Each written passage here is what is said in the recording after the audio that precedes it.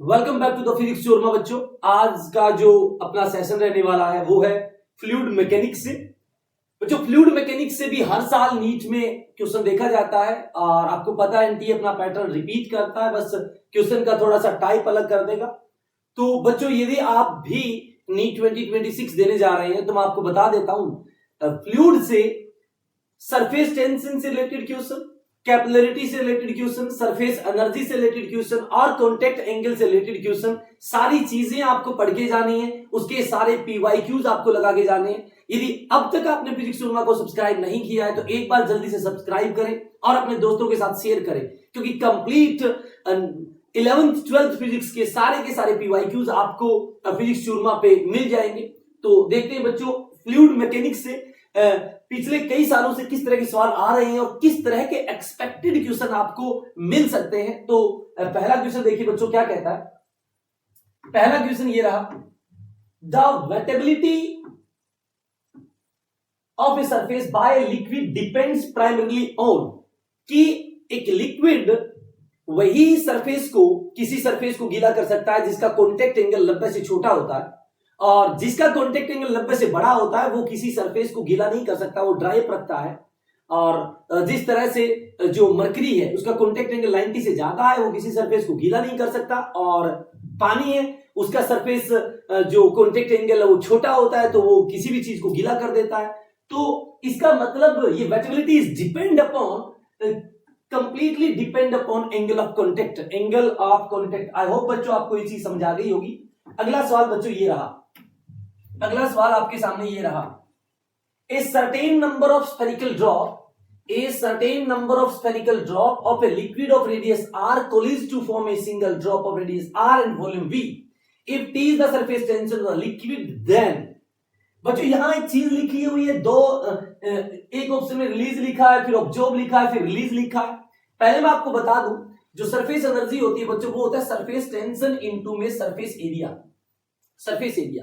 और change in जो energy होती है ना बच्चों वो होता है टी इंटू में delta A, surface tension into change in area. बच्चों यदि चेंज इन एरिया यानी एरिया बढ़ा हो तो एरिया बढ़ा है इसका मतलब क्या है, एनर्जी बढ़ेगी, और एनर्जी बढ़ेगी तो इसका मतलब उसने एनर्जी अब्जॉर्ब की है। और बच्चों यदि एरिया घटा है तो सिंपल सी बात है, यदि एरिया घटा है तो एनर्जी डिक्रीज हुई है, और एनर्जी डिक्रीज हुई है तो बच्चों यहां पे एनर्जी रिलीज होगी। तो ये बात तो लिख ले, ए बढ़ा है तो अब्जॉर्ब होगी और ए घटा है तो बच्चों रिलीज होगी। ये बहुत बहुत बहुत इंपॉर्टेंट बात है, इसको आप नोट कर लें। अगला पॉइंट अब इसमें कह क्या रहा है बच्चों, a certain number of spherical drop of a liquid of radius r। आपको पता है यदि छोटे छोटे ड्रॉप को आप मिलाकर एक बड़ा ड्रॉप बनाओगे तो वॉल्यूम तो सेम रहेगा। तो पहले मैं इनिशियल वॉल्यूम लिख देता हूं 4/3 पाई r क्यूब को n से डिवाइड कर दो, और बड़ा यदि ड्रॉप बना है तो बड़ी रेडियस r दे रखी है तो ये आपका फाइनल वॉल्यूम हो गया 4/3 पाई से 4/3 पाई बच्चों कैंसिल हो जाएगा, तो n r की power 3 is equal to r की पावर कैपिटल 3, तो r बराबर आ गया बच्चों n की power 1/3 into small r। This is the relation between small r and capital R। तो बच्चों ये रिलेशन कैसे आई वो मैंने आपको बता दिया वॉल्यूम को सेम करके। अब मैं रिलेशन यहां पे लिख देता हूं n की power 1/3 small r is equal to capital R। अब हमें ये इसका भी यूज करना है।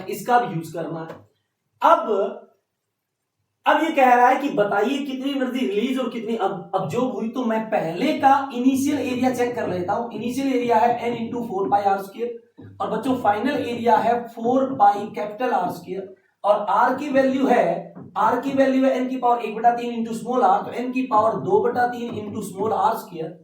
तो 4 पाई r स्क्वायर तो यहां है सेम, यहां n की पावर 1 है, यहां n की पावर 2/3 है। इसका मतलब पक्की बात है एरिया आपका कम हुआ है, यहां n की पावर 1 है, यहां n की पावर 2/3, तो एरिया कम हुआ है। एरिया कम हुआ तो एनर्जी डिक्रीज हुई है, मतलब रिलीज हुई है, यानी कि अब्जॉर्ब वाला तो आंसर गलत हो गया, यानी कि रिलीज होगी या तो 1 होगा 3, या तो 1 सही हो गया, 3rd सही होगा, दूसरा और चौथा तो आपका गलत हो गया, दूसरा और 4th तो आपका गलत हो गया।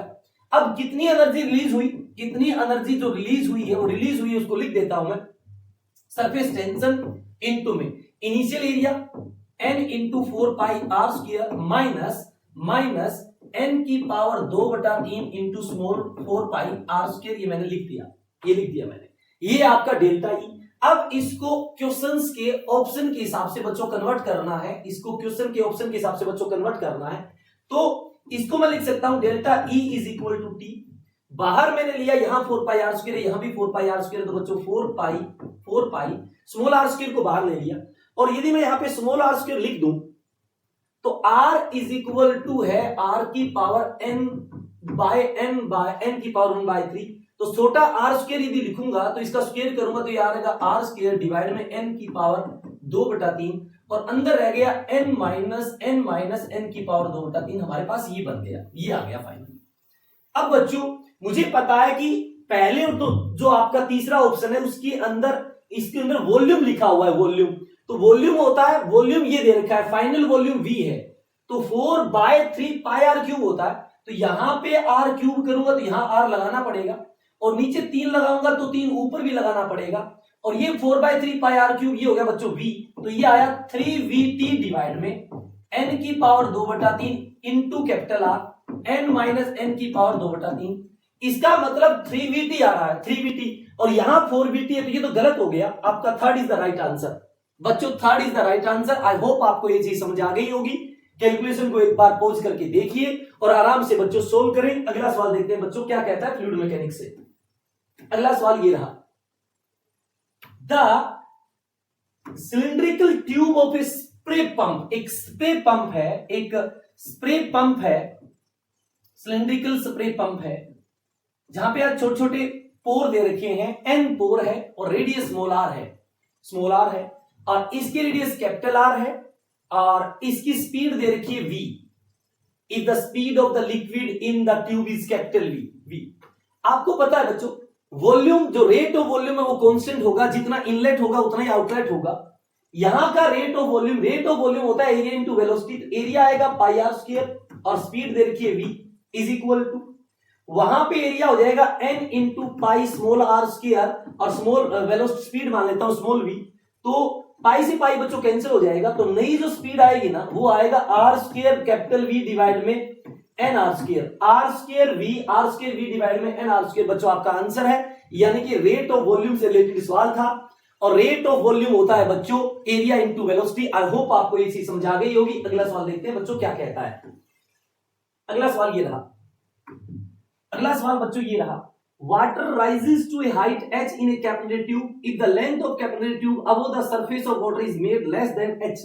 ये कह रहा है किसी कैपिलरी ट्यूब के अंदर जो वाटर बढ़ा है, वाटर का लेवल बढ़ा है, वो मान लेते हैं h है, वाटर लेवल जो बढ़ा है वो है बच्चों h है। ये कह रहा है यदि आप इस जो पाइप की लंबाई है वो ही आप h से छोटा कर दो, ये जो लेंथ है वो h से क्या कर दो, आप छोटा कर दो, तो क्या होगा बच्चों? आपको पता होना चाहिए कि ये लिक्विड ऊपर क्यों चढ़ता है, क्योंकि ऊपर ये जो पाइप होती है ना, पाइप लिक्विड के ऊपर एडहेसिव फोर्स लगाती है, एडहेसिव फोर्स के कारण लिक्विड ऊपर चढ़ता है। और जब आप पाइप ही छोटी कर दोगे और ऊपर आपकी पाइप की लेंथ ही नहीं बचेगी तो वहां पे एडहेसिव फोर्स नहीं होगा, तो उसको ऊपर खींचने वाला कोई होगा ही नहीं। तो यदि पाइप छोटी है तो ये कंप्लीट फिलअप हो जाएगा, ऊपर जा ही नहीं पाएगा, क्योंकि ऊपर खींचने वाला नहीं है, और ऊपर जा नहीं पाएगा तो ओवरफ्लो नहीं होगा। तो इसका मतलब ये नहीं है पाइप आप छोटी कर दोगे तो ओवरफ्लो हो जाएगा, नो ओवरफ्लो वहां पे रुक जाएगा। तो ये देखो, water rises up to the top of the capillary tube and stay there without overflow, in third is the right answer. बच्चों third is the right answer. अगला सवाल देखते हैं बच्चों क्या कहता है। अगला सवाल ये रहा, A wind with speed 40 meter per second blow parallel to the roof of a house. The area of the roof is 250 meter square. Assuming that the pressure inside the house is atmospheric pressure, the force exerted by wind on the roof and the direction of the force will be. बच्चों एक बात तो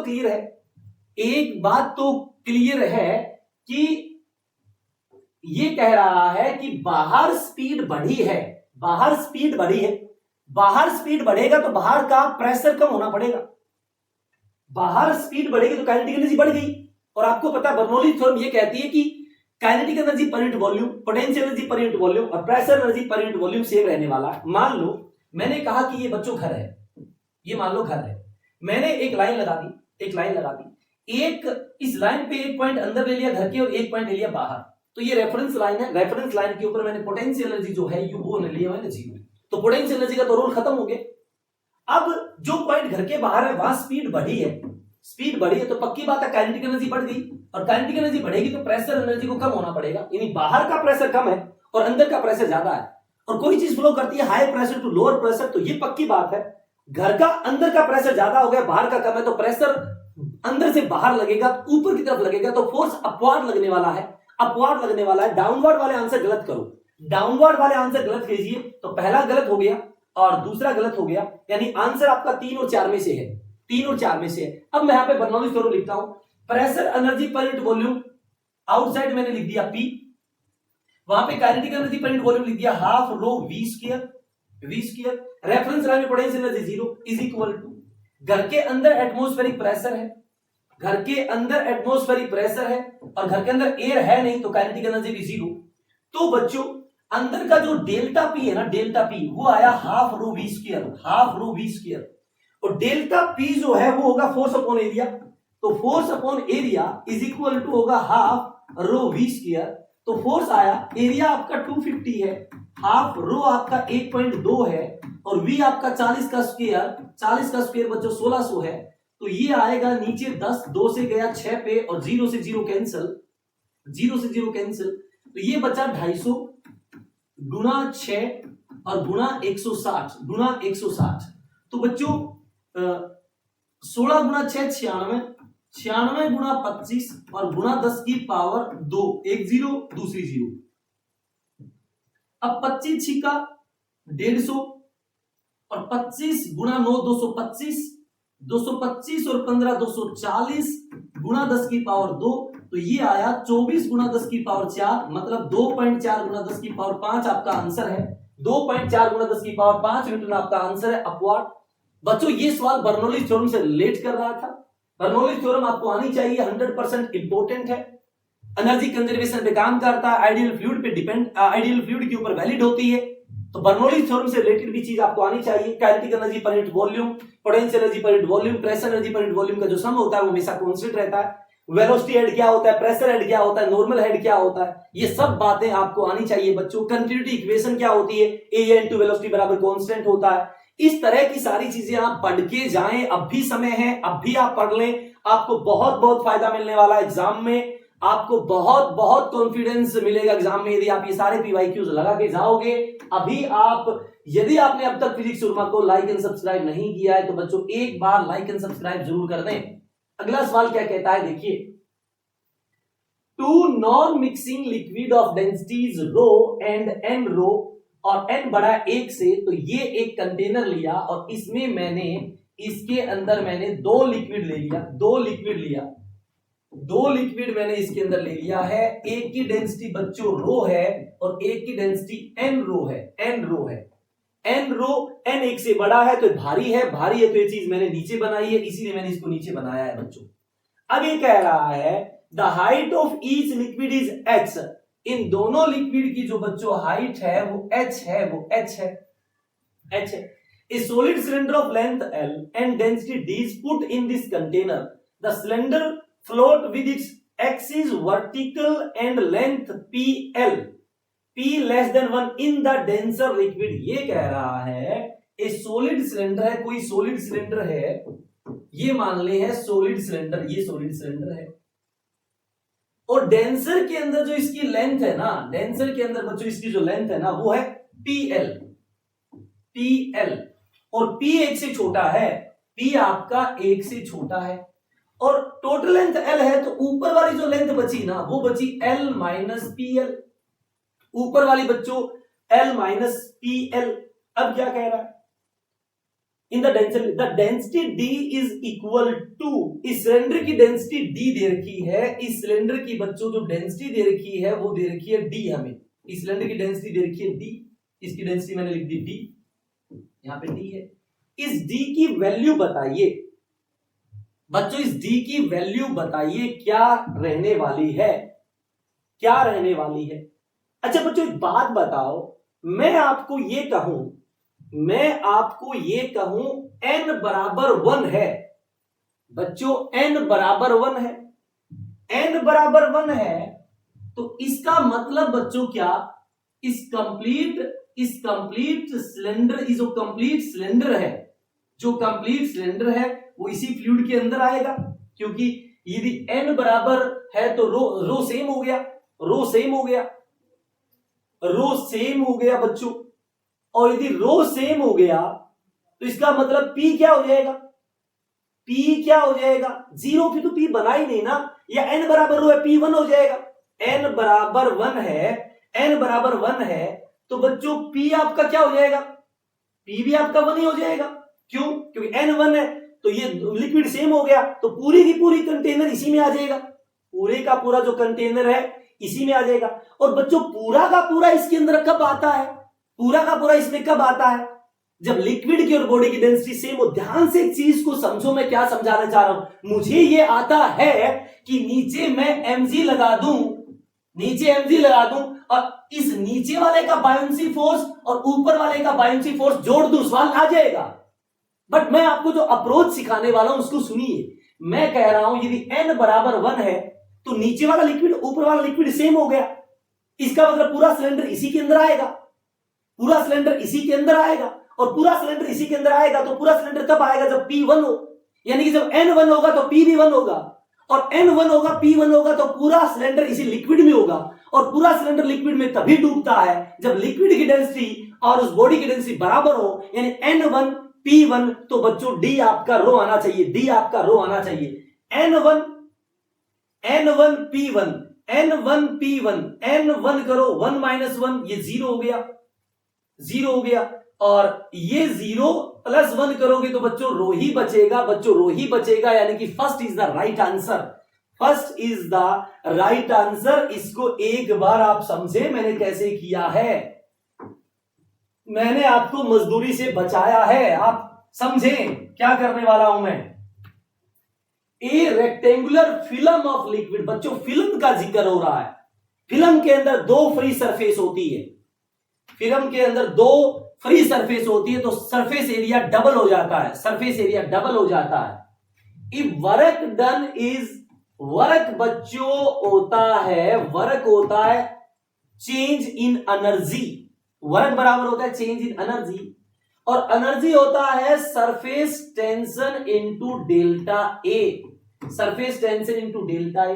तो 3 × 10⁻⁴ T into film है तो change in area को 2 से multiply करूंगा। 2 क्यों आया, क्योंकि फिल्म है, सरफेस फ्री सरफेस 2 है, और डेल्टा ए होगा 5 × 4 20, 4 × 2 8, तो एरिया 20 में से 12, पहले 12 था बाद में 20, तो ये हो गया 8, और सेंटीमीटर के स्क्वायर को मीटर का स्क्वायर बनाऊंगा तो 10⁻⁴ हो गया बच्चों, 10⁻⁴ हो गया, तो ये आया 2 से गया ये 5 × 20, 4 दूनी 8, तो बच्चों ये बचा 12, ये बचा 12 × 10⁻⁴, 12 × 10⁻⁴, तो 3 से गया 4 पे, 4 × 2 हो गया 8, 10⁻⁴ से कैंसिल, तो 1/8 बराबर T, और 1/8 आएगा बच्चों 0.125 न्यूटन पर मीटर, 0.125 न्यूटन पर मीटर। बच्चों वर्क बराबर चेंज इन एनर्जी है surface tension into delta A, और फिल्म है तो डेल्टा ए को मैंने 2 × डेल्टा ए किया,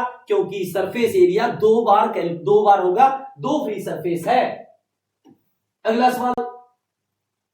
सवाल बच्चों ये रहा, 3 liquid of density ρ1 ρ2 ρ3 with ρ1 greater than ρ2 greater than ρ3 having same value of surface tension rise to same height in 3 identical capillary, the angle of contact बच्चों H बराबर होता है 2s cos थीटा डिवाइड में r rho g। बच्चों H same है, 2 constant है, S same है, having the same value of surface tension rise to same height in the 3 identical capillary, तो रेडियस भी सेम होगी, g कांस्टेंट है, तो बच्चों cos थीटा डायरेक्टली प्रोपोर्शनल होगा रो के, मतलब बच्चों रो ज्यादा होगी तो कोस थीटा ज्यादा होगा। और बच्चों कोस थीटा तभी बढ़ता है जब थीटा कम हो। इसका मतलब जिसका रो ज्यादा उसका थीटा कम होगा। जिसका रो ज्यादा 1 का है तो इसका थीटा सबसे कम होगा। तो थीटा 3 ज्यादा होना चाहिए थीटा 2 से, थीटा 2 ज्यादा होना चाहिए थीटा 1 से। और कोटेंट एंगल 0 और 90 के बीच में काम करता है। कॉन्टेक्ट एंगल 0 और 90 के बीच में काम करता है। तो theta 3 is greater then theta 2, theta 1 0 से बड़ा 90 से कम, यानी कि second is the right answer. Second is the right answer. बच्चों आराम से पॉज करके देखिए और फिर समझिए। अगला सवाल देखते हैं बच्चों क्या कहता है। ये रहा अगला सवाल बच्चों, ये रहा आपके सामने। देखिए क्या कह रहा है।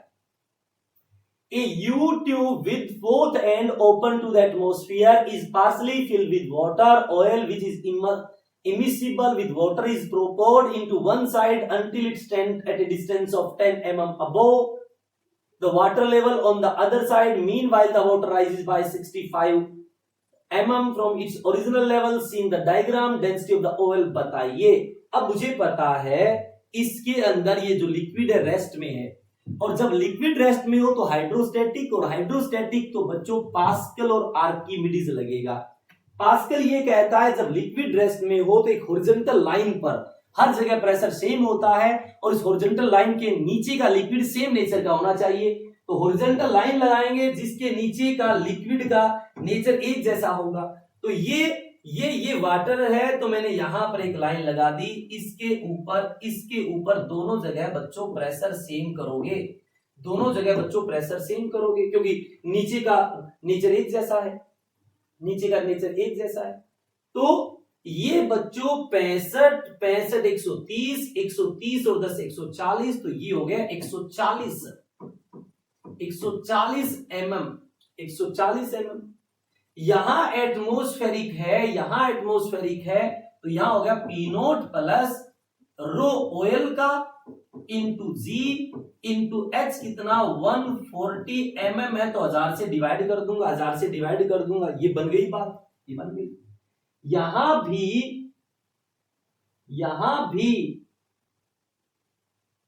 क्या कह रहा है ये, which is immiscible with water is poured into one side until stand at a distance of 10 mm above the water level. water level से 10 mm ऊपर ही रहने वाला है। तो बच्चों ये हो गया 65 130। तो पानी तो यहां सिर्फ 130 पे है और ये एटमोस्फेरिक है P नोट, तो P नोट प्लस रो पानी की रो 10 की पावर 3 जी, और H बच्चों 130 mm है, तो नीचे 1000 लगा दें और दोनों जगह प्रेशर सेम करेंगे क्योंकि एक हॉरिजॉन्टल लाइन पे है। P नोट से P नोट बच्चों कैंसिल हो गया, 1000 से बच्चों 1000 कैंसिल हो गया, G से बच्चों G कैंसिल हो गया, G से G कैंसिल होगा। मुझे तो रो ऑयल चाहिए, तो बच्चों रो ऑयल आपको दिख गई होगी। रो ऑयल आएगा 130 गुणा 10 की पावर 3, 130 गुणा 10 की पावर 3, और वहां है 140, तो यहां आएगा 140, 0 से 0 कैंसिल, ये आया 13/14 गुणा 10 की पावर 3। तो बच्चों मैं इसको लिख सकता हूं 13,000 डिवाइड में 14, 14 8 112, 14 8 112, 112 पे गया तो 112 पे गया तो यहां 18 बचा, 18, 14 8 112 और 14 निम्मा 126 भी होता है, 14 गुणा 9 126 भी होता है, 126 फिर 4 गया, 14 दूनी 28, 14 थे 42, 2 पे तो 9 समथिंग आ रहा है, 9 समथिंग आ रहा है, ये 928 किलोग्राम पर क्यूबिक मीटर इसकी डेंसिटी आ गई। तो जब भी बच्चों कोई फ्लूइड रेस्ट में हो, आपको एक हॉरिजॉन्टल लाइन लगानी है। हॉरिजॉन्टल लाइन वहां लगाओगे जहां नीचे का लिक्विड एक जैसा हो और उसके ऊपर हर पॉइंट का प्रेशर सेम कर दो। एटमॉस्फेरिक P नोट होता है, डेप्थ में जाओगे तो उस लिक्विड की density rho g H plus कर देंगे क्योंकि डेप्थ के अकॉर्डिंग प्रेशर बढ़ता है, डेप्थ के अकॉर्डिंग प्रेशर बढ़ता है। पास्कल लॉ से रिलेट कर रहा था सवाल। अगला सवाल देखते हैं बच्चों क्या कहता है। अगला सवाल ये रहा, अगला सवाल ये रहा, a small sphere of radius R falls from rest in a viscous liquid. A small sphere of radius R falls from rest in a viscous liquid, as a result heat is produced due to viscous force. The rate of production of heat when the sphere attains its terminal velocity is proportional to, बच्चों rate of heat होती है power होता है बच्चों F dot V, rate of heat energy, किसी भी energy का rate होता है पावर, F होता है बच्चों 6 पाई ईटा RV, क्योंकि विस्कस फोर्स इनटू में V बच्चों, तो 6 पाई ईटा R इनटू V स्क्वायर। और ये कह रहा है कि टर्मिनल वेलोसिटी अचीव कर ली। टर्मिनल वेलोसिटी होता है 2/9 R स्क्वायर G बाय ईटा इनटू बॉडी की डेंसिटी माइनस लिक्विड की डेंसिटी। इसका मतलब VT R स्क्वायर पे डिपेंड करती है, तो V का स्क्वायर है, तो R स्क्वायर का स्क्वायर करोगे तो R की पावर 4, तो ये आया R की पावर 5, यानी कि पावर डिपेंड कर रही है R की पावर 5। बच्चों आपको ये बात भी समझ आ गई होगी, आपको बच्चों ये बात भी अच्छे से समझ आ गई होगी। अगला सवाल देखते हैं क्या कहता है। अगला सवाल क्या कहता है, ये रहा अगला सवाल बच्चों, ये रहा आपके सामने। A soap bubble having radius of 1 mm, radius 1 mm है, is blow from a detergent solution having a surface tension, इतना दे रखा है। The pressure inside the bubble equal to a point Z0 below the free surface. बच्चों एक बात तो soap bubble है तो एक्सेस प्रेशर होगा 4S बाय आर, और ये जो एक्सेस प्रेशर है ये कह रहा है रो जी इंटू Z0 के बराबर है। Z0 डेप्थ के ऊपर है, Z0 चाहिए, तो 4S बच्चों 2.5 गुणा 10 की पावर माइनस 2, S का मतलब सरफेस टेंशन, रेडियस 1/1000 mm में तो मीटर बना दिया, रो 10 की पावर 3, G 10 और Z0 मुझे चाहिए, 10 की पावर 3 से 10 की पावर 3 बच्चों कैंसिल हो गया, 2.5 गुना 4 10 होता है, 10 से 10 कैंसिल हो गया, तो ये बचा 10 की पावर माइनस 2 मीटर, 10 की पावर माइनस 2 मीटर, इसका मतलब Z0, तो 10 की पावर माइनस 2 मीटर का मतलब है 10 की पावर माइनस 2 मीटर का मतलब है 1 centimetre.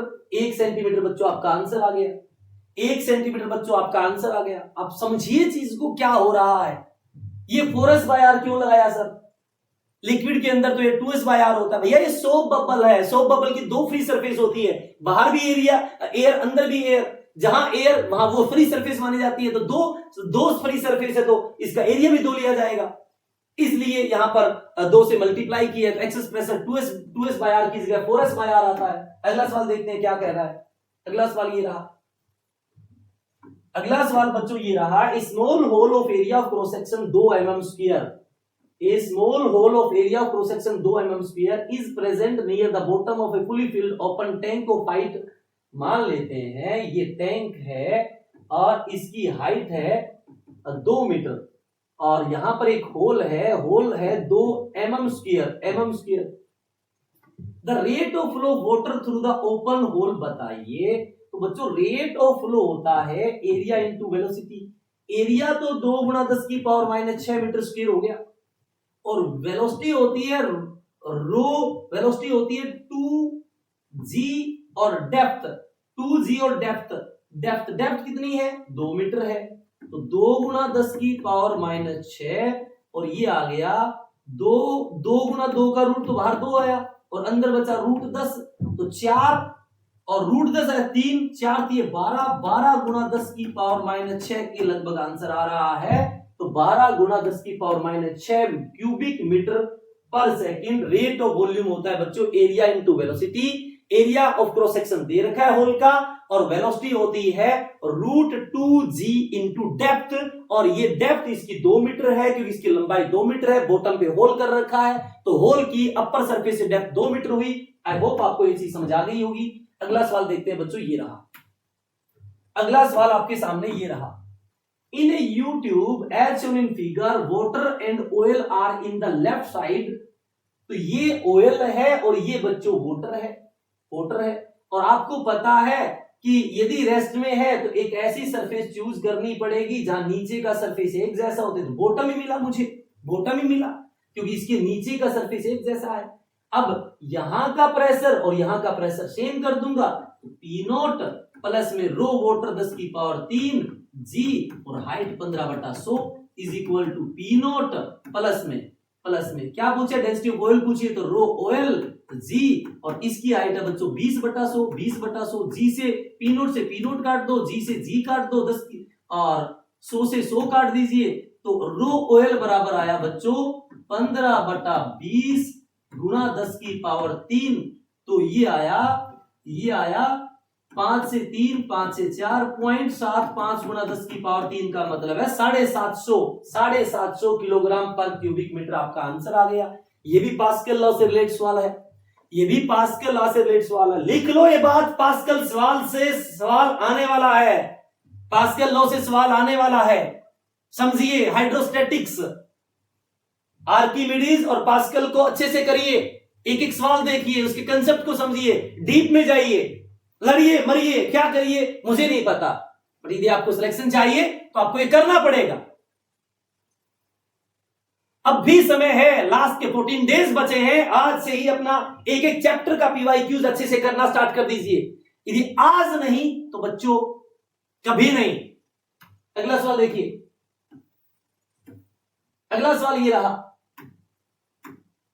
two small spherical metal ball having equal masses are made from material of densities ρ1 and ρ2 और ρ1 है बच्चों 8 ρ2 के बराबर and have radii of 1 mm, have radii of 1 mm, यहां मिसप्रिंट है बच्चों, यहां आएगा 2 mm।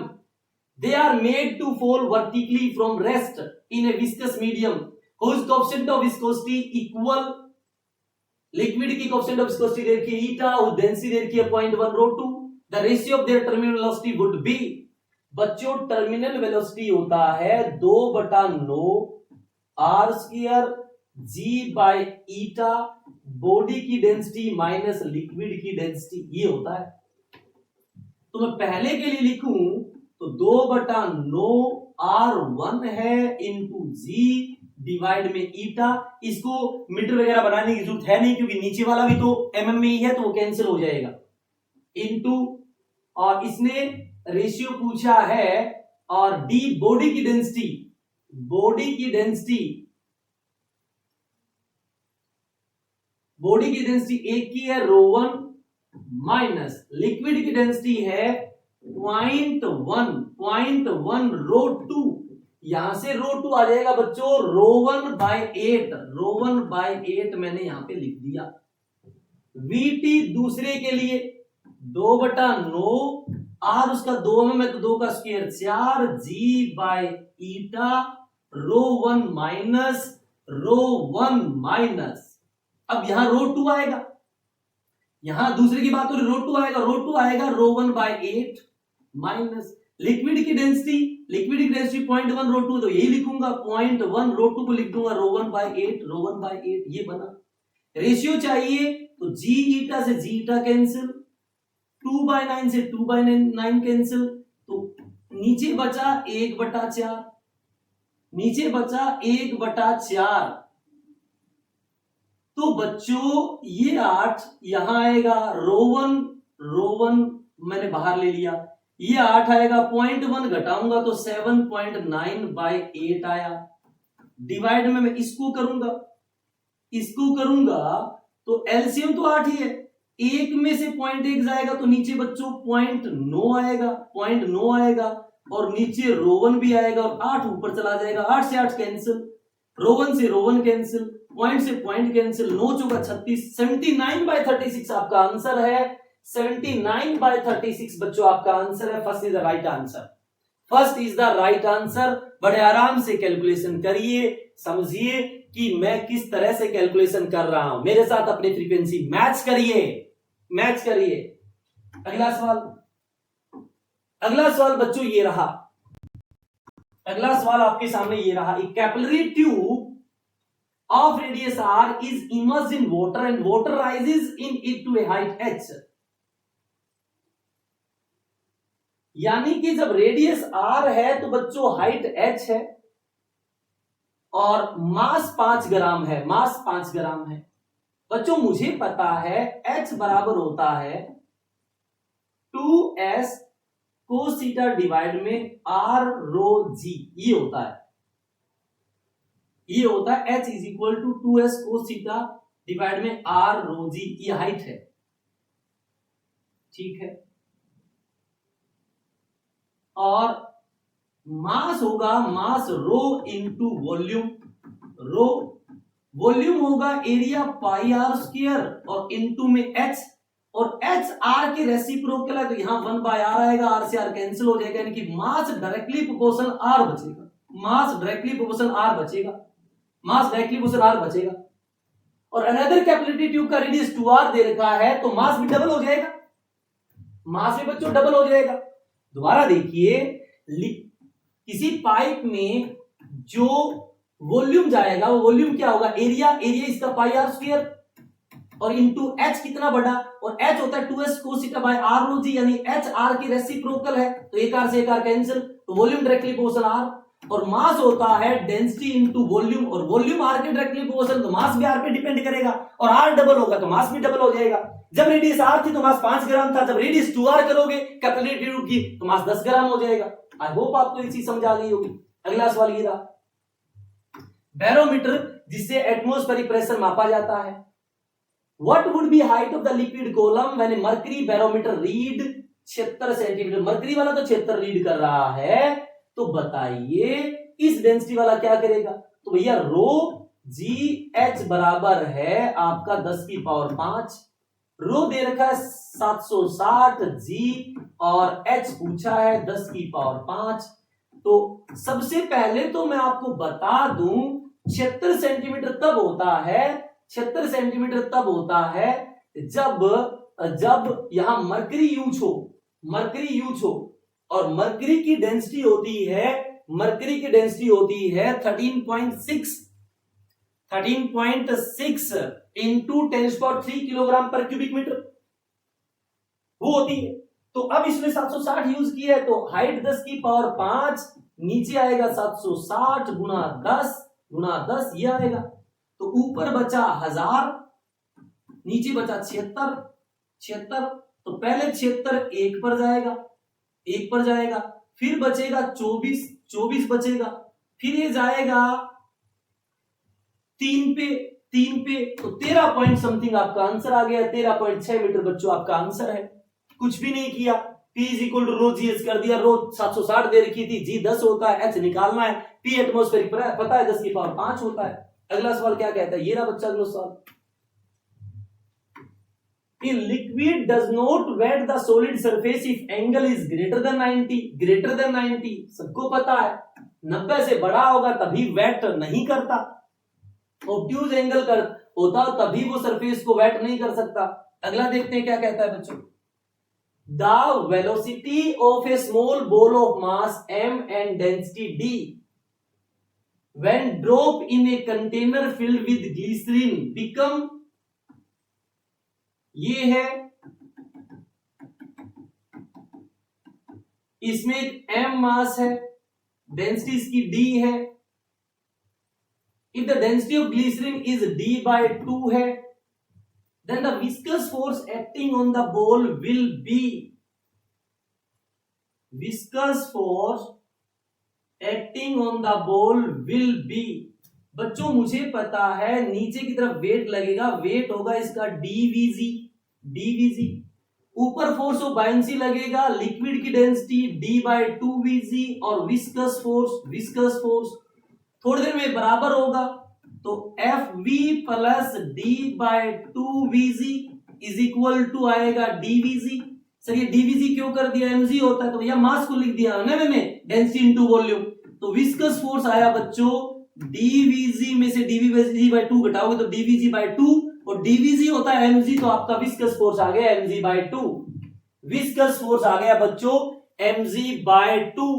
अरे देखिए बच्चों इसका मास m है तो मास अपॉन वॉल्यूम तो डेंसिटी होगा, मास अपॉन वॉल्यूम तो डेंसिटी d दे रखी है, तो नीचे की तरफ mg कितना लगेगा, mg को क्या लिख दूं dvg, और लिक्विड की डेंसिटी d by 2 है तो उस ऊपर बायंसी लगेगा d by 2vg, ऊपर d/2vg है, नीचे dvg है, तो विस्कस फोर्स आपका dvg/2 ही तो लगा, और dvg आपका mg है, तो यानी कि विस्कस फोर्स mg/2 हो गया। क्या रॉकेट साइंस है फिजिक्स में। इसी तरह के सवाल आपको देखने को मिलेंगे एग्जाम में, यदि आपको आता है तो कोई दिक्कत नहीं होने वाली। A spherical ball is dropped in a long column of a highly viscous liquid है। यहां पर आपने बॉडी को छोड़ोगे तो नीचे वेट लगेगा जिसकी नीचे फोर्स होगा, वेलोसिटी बढ़ेगी। जैसे जैसे नीचे आएगा उसके ऊपर की तरफ फोर्स ऑफ बायंसी लगेगा, और जैसे जैसे वेलोसिटी बढ़ेगी तो ऊपर की ओर विस्कस फोर्स बढ़ेगा। एक टाइम ऐसा आएगा फोर्स ऑफ बायंसी और विस्कस फोर्स आपके वेट के बराबर हो जाएंगे, इसका मतलब एक्सेलरेशन 0, वेलोसिटी कांस्टेंट हो जाएगी। तो पहले वेलोसिटी बढ़ेगी और फिर कांस्टेंट हो जाएगी। तो पहले वेलोसिटी बढ़ेगी और बच्चों फिर कांस्टेंट, यानी कि B curve is the right answer. B curve which represent the speed of the ball as a function of time, और इसको बोलते हैं जो कांस्टेंट वेलोसिटी है, इसी को बोलते हैं terminal velocity. 2/9r² g d minus rho divide में ईटा। आई होप आपको ये चीज भी समझ आ गई होगी। अगला सवाल ये रहा बच्चों, अगला सवाल ये रहा, if A soap bubble expand the pressure inside the bubble. भैया सोप बबल का प्रेशर होता है 4s/r, यदि एक्सपेंड करेगा r बढ़ेगा, प्रेशर डिक्रीज करेगा, r बढ़ेगा, प्रेशर डिक्रीज करेगा। आई होप आपको ये चीज भी समझ आ गई होगी। अगला सवाल ये रहा, अगला सवाल ये रहा, two copper vessel A and B have the same base area but different shape. If take twice the volume of water as that of B required to fill up to a particular common height, then the correct statement among the following: vessel B weighs twice that of A, pressure on the base area of vessel A and B is same। बच्चों pressure height पे depend करता है और liquid पे depend करता है, क्योंकि pressure होता है ρgh, तो लिक्विड सेम है। और यदि पार्टिकुलर कॉमन हाइट है तो हाइट भी सेम है, लिक्विड डेंसिटी सेम है तो जी भी सेम है, यानी कि दोनों के बेस पे प्रेशर सेम होने वाला है, दोनों के बेस पे प्रेशर सेम होने वाला है। वेट सेम नहीं हो सकता बच्चों, वेट होता है mg, और यदि एरिया ऑफ क्रॉस सेक्शन अलग है, area of cross section same है बट ऊपर से इसकी शेप अलग है, तो वॉल्यूम अलग अलग जाएगा, तो मास अलग अलग होगा, तो वेट अलग होगा।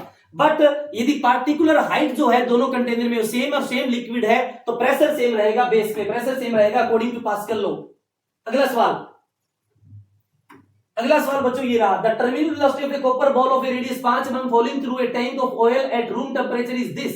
If the viscosity of oil at room temperature is this, the viscous drag, dragging force होता है बच्चों 6 pi eta rv। तो 6 pi eta दे रखा है 0.9, रेडियस दे रखी है 5/1000 और v दे रखी है बच्चों 10 सेंटीमीटर पर सेकंड, तो 10/100। इसको सोल्व करना है, नीचे लगाएंगे 10 से 10 कैंसिल, पॉइंट गायब कर दो। 3 और 2 5, 10⁻⁻5 हो गया। 9 गुणा 5 45 और 6 3 18 हो गया। 18 गुणा 5 90, 18 चौके 72 और 9 81 गुणा 10⁻⁻5 हो गया। तो ये आएगा बच्चों, ये आएगा 10⁻�5 है, तो 8 की फॉर्म में यदि मैं इसको करूं तो नीचे 100 लगाऊं, ऊपर भी 100 करूं, तो 8 पॉइंट समथिंग गुणा 10⁻³ तो 8 पॉइंट समथिंग गुणा 10⁻³ न्यूटन, तो 8.4 8 गुणा 10⁻³ न्यूटन बच्चों आपका आंसर। अगला सवाल देखते हैं क्या कहता है बच्चों। ये था आपका फ्लूइड का सेशन। आई होप आपको ये सारी चीज क्लियर हुई होगी। मैं फिर बोल रहा हूं बच्चों, सारे पीवाईक्यू चैप्टर वाइज आप कर लीजिए जो फिजिक्स सूरमा पे अवेलेबल है। यदि आपने ये कर लिया तो मैं गारंटी के साथ कह सकता हूं कि वो दिन दूर नहीं जिस दिन आप डॉक्टर बनेंगे। ऑल द बेस्ट बच्चों, टाटा बाय बाय।